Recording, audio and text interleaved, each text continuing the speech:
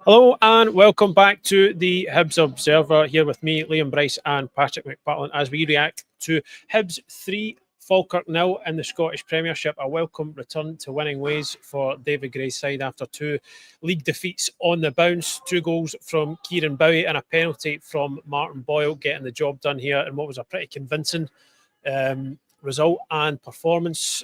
2 of those goals coming in the first half. Falkirk having a goal narrowly ruled out for offside in the second before Bowie added his second and put the game beyond doubt. And I think for David Gray, that's probably exactly what he was after today, Patrick, I would imagine. Yeah, I think so. After the defeats by Motherwell and Celtic, it was really all about getting back on the horse, getting back to winning ways, getting 3 points against the Falkirk side that we knew would, I think, cause problems. What I would say is, I think from pretty much the start of the second half to about the 75th minute, did look like Falkirk might come back into it. Possibly a little bit of complacency sneaking in there. Hibs 2-0 up at half-time, obviously giving them a bit of a cushion. But Falkirk, I think we kind of expected it. Falkirk came out very strongly in the second half. They had a lot of chances. A lot of the ball didn't force Raphael Salinger into doing too much. I think, as you mentioned, the offside goal narrowly ruled out. Yeah. Which, a little bit of a boost for Hibs, that, because they were under the cosh a wee bit. But as you rightly point out, Kieran Bowie getting his second goal of the game kind of gave Hibs a bit of breathing space with about 10 minutes to go. So one of those games where I think, you look at a 3-0 scoreline and you maybe think, comprehensive from Hibs, could they have scored more? But, I think that maybe doesn't tell the full story, because there probably were a few shaky moments in that second half period. Falkirk certainly did come out the second half all guns blazing. John McGlynn would have probably put a bit of a rock up them at the halftime break with his team talk, and I think you could see that in good effect. 2 halftime subs from Falkirk did sort of give them a bit more impetus in the final third. But I mean, at the end of the day, it's a results business. It's a win for Hibs. It's 3 goals, and Kieran Bowie and Martin Boyle both on the score sheet, which will be good for them and probably good for David Gray. Yeah, exactly. I think at this time of year, especially when we're getting into that period where there's going to be so many games coming up, I think performances sometimes become a wee bit secondary once you really get into the thick of that. Mm-hmm. But I think what's important is trying to build momentum to going into it. We kind of thought Hibs were on that track with those 4 wins out of 6, and then you get suddenly from nowhere 2 defeats on the bounce. So, I mean, with Rangers up next at Ibrox a week on Monday, it was important, as you said. I think the phrase was to get back on the horse, and Hibs can consider themselves back on said horse. They had to work for it, as you said. I think the first half was maybe, to a certain point, was a wee bit devoid of quality in the final third. Hibs just kind of struggling to find the final pass, I thought, without looking in too much bother, if any at all, at the other end. But I think, if we're going to single anybody out, I know Kieran Bowie scored 2 goals, but I mean, I think the player that everybody will go away talking about today is probably Josh Mulligan. He got the sponsors man of the match, and especially in the first half, he was by far and away the best player on the pitch. It was a really, really good performance from him. In midfield, Falkirk they didn't really have an answer to him, really. I mean, it tells you a lot that Falkirk had 3 players booked in the first half, and all of them were for fouls on Josh Mulligan, because I think when he gets turned and he's got grass in front of him, and once he starts getting the legs going, it becomes so difficult to stop. And for a period, the only way that Falkirk could stop him was to drag him to the deck.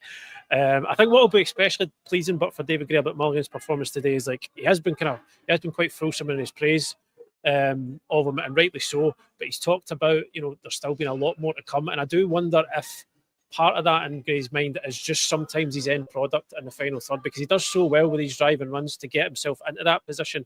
And if sometimes, still a young player, maybe doesn't always pick the right pass, or maybe picks the right pass, but the execution isn't there. But it was a lovely threaded pass through for Martin Boyle's, the penalty that Martin Boyle was awarded, and then he picked out Kieran Bowie, I'm sure, for the second as well. So it was and then on top of that, everything he gives you going the other way, Mulligan.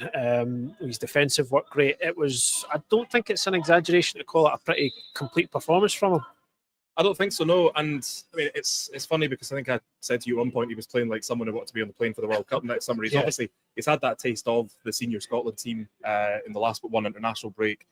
It is an area in the national team where there are a lot of players, but you just wonder whether his versatility, because he can play across the middle, he can play on the right.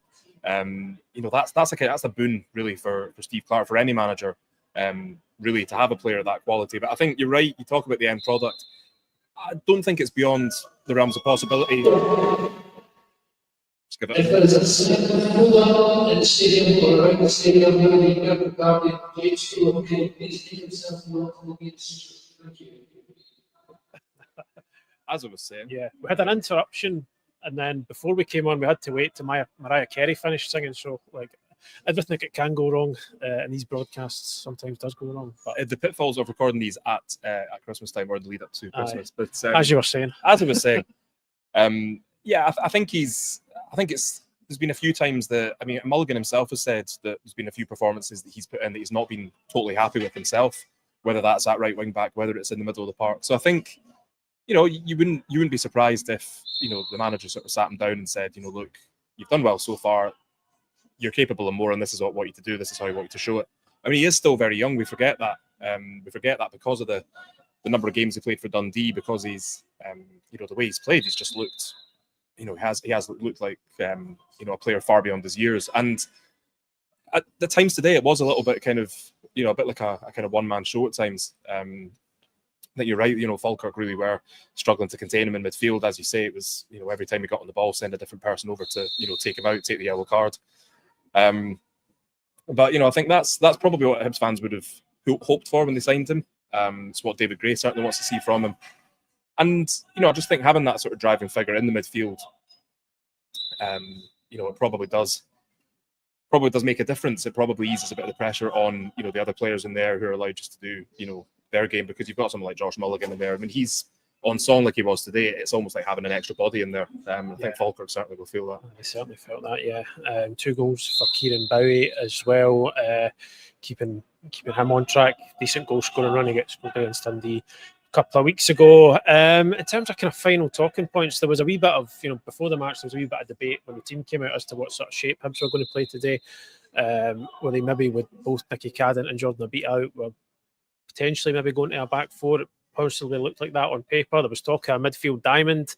There was talk of all sorts, really. But eventually what we got in the end was pretty much similar-ish shape, kind of usual kind of familiar system, but with Jamie McGrath moved out to the left wing back role. But he sort of played that role his own way, McGrath, didn't he? Because there's no point in putting him out there and telling him trying to do exactly what Nicky Cadden or Jordan Abita would do. You've got to sort of tweak it to the player, and I think David Gray's spoken an awful lot about how sort of intelligent a player McGrath is, and I will hear from him in the post-match press conference shortly, but I'd imagine he had absolutely no doubts at all about how he would slot into that position. I think he was drifting inside as you would expect him to do. I think instead of him being the guy who was running in behind, trying to stretch the game, you would often see it was Miguel Chaiwa going beyond, or even Martin Boyle pulling out into that left-hand side to give to kind of stretch the game a wee bit. So it was a well thought out tweak there, and one that was well executed in what was potentially going to be a problem area pre-match. Yeah, and I think when you look at left-sided players in the squad who could play there, McGrath is the one you would come up with. I think played left midfield before, granted not possibly in the same system, but as you say as well, he knows what to do. You tell him to do something, he goes and does it. As I understand it, Hibs have been kind of working on this in the background with McGrath playing as a left wing back, just to just I suppose on the the off chance that this exact situation would arise. Who'd have thought it? I think certainly looked very comfortable there, but as you say, I think he's just someone who he gives 110% no matter where he plays, and I think he could be happy with his performance. I think Gray will be happy with his performance as well. A slightly different role for him, but one that I think he did execute probably to about as close to perfection as you can get. Yeah. Aye. So then a good day all round here for Hibs. We're going to leave it there, folks, and head down to the post-match press conference. So do keep an eye on our YouTube channel and hibsobserver.co.uk to hear from David Gray post-match as he gives his reaction to this 3-0 victory over Falkirk. But until then, folks, I'd imagine you're all going to enjoy your Saturday night after that result. So do so, and we will catch up with you again at the start of next week. Thanks for joining us, and have a good one. Cheers.